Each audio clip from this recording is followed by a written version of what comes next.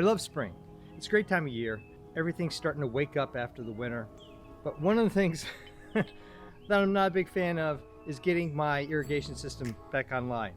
In our area, we live far enough north that we have to take these backflow preventers off. Otherwise they freeze and break up, and then you have to buy a new one.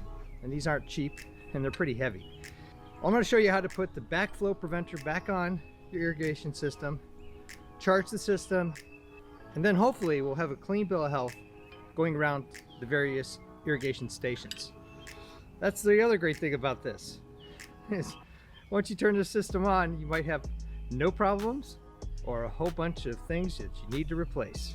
In this area, you could spend anywhere from $80 to $120 to have this simple procedure done. And I'm just not willing to pay that price when I can do it myself. Interested in following this little journey? Let's go. This is how it was left after last season. Usually I put bags around here, but just didn't happen. So I'm going to take this off, check the threads, make sure they're still good, and then get ready to put the backflow preventer on there. You can see that they're both shut off, and the link to the main water system is also shut off. One of the things that can really set you back on this backflow preventer is losing these two washers. They're kind of hard to find, and if you take off the backflow preventer, you really need to connect it in somehow, and cable type's pretty cheap compared to trying to track some of these guys down. Boom. Thank you, cable tie, for your service. Now this thing is really heavy. I would say it's around 20 pounds or more, so you got to be careful because you don't want to put too much pressure on these pipes. I think I'm going to put a little piece of brown paper or something down where, so once I got these things with the silicone on them, they're not going to get all dirty from the ground. Okay, we're back. This silicone grease is really good stuff.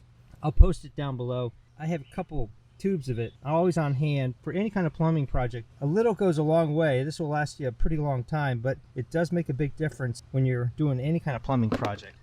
And I usually use gloves to spread it around.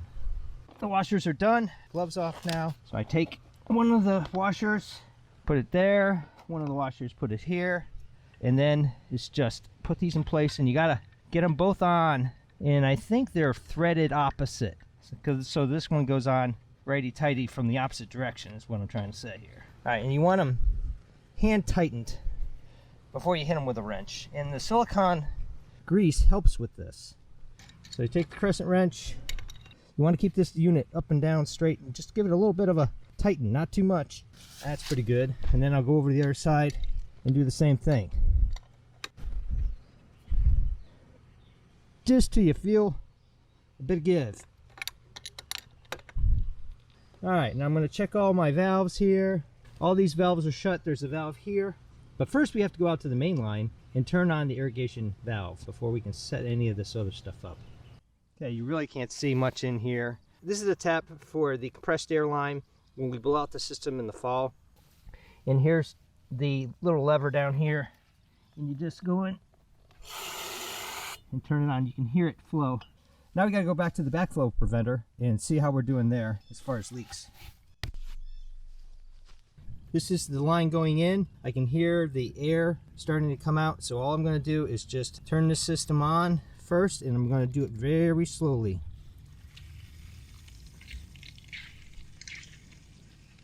If I'm lucky, there's not any leaks, and that's the great thing about the cardboard. It also tells you if there's any leaks. Now I'm going to come over here and slowly open this valve and see how that does.